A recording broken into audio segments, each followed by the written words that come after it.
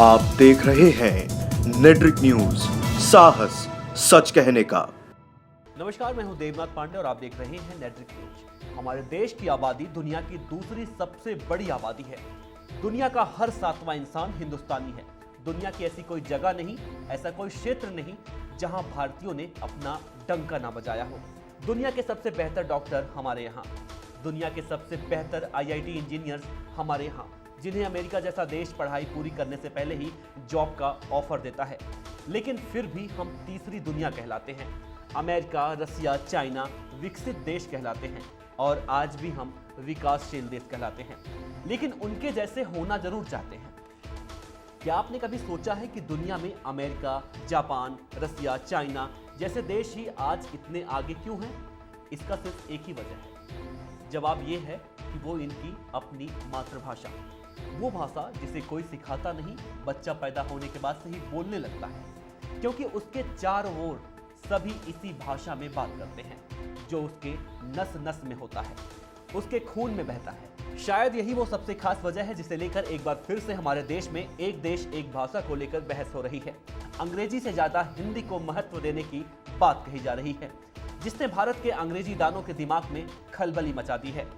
हिंदी भाषा की तरफदारी को लेकर उपराष्ट्रपति वेंकैया नायडू की बात का समर्थन करते हुए देश के जाने माने पत्रकार डॉक्टर वेद प्रताप वैदिक कहते हैं कि जिसे कहने की हिम्मत महर्षि दयानंद, महात्मा गांधी और डॉक्टर राम मनोहर लोहिया में ही थी, वो बात वेंकैया नायडू जी ने कही है। वेंकैया जी ने कहा है कि अंग्रेजी एक भयंकर बीमारी है, जिसे अंग्रेज हमारे देश में छोड़ गए हैं। अंग्रेजी का स्थान हिंदी को मिलना चाहिए, जो कि भारत को सामाजिक, राजनीतिक और भाषायिक दृष्टि से जोड़ने वाली भाषा है। वेंकैया नायडू के इस बयान से भारत के अंग्रेजी दासों के दिमाग में खलबली मची हुई है। कई अंग्रेजी अखबारों और टीवी चैनलों ने वेंकैया को आड़े हाथों लिया है। अब भी उनके खिलाफ अंग्रेजी अखबारों में लेख निकलते जा रहे हैं। आखिर ऐसा क्यों हो रहा है?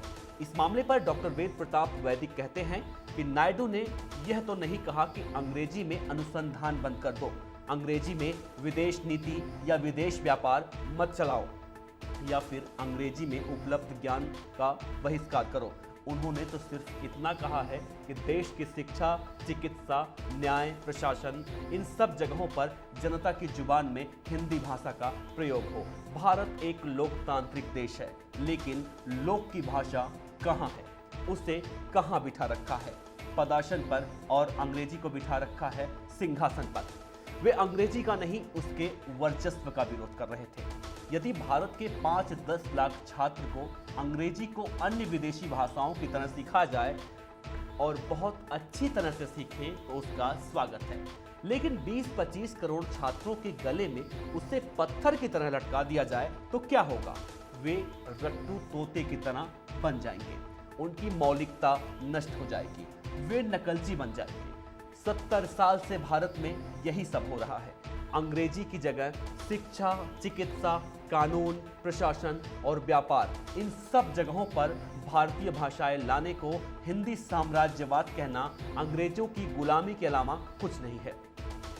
अंग्रेजी को बनाए रखने के लिए हिंदी को अन्य भारतीय भाषाओं से लड़ाना जरूरी है। अंग्रेजी की तरह हिंदी अन्य भाषाओं को दबाने नहीं, उन्हें उठाने की भूमिका निभाएगी। वो अन्य भाषाओं की भागिनी भाषा है, बहन है, मालकिन नहीं।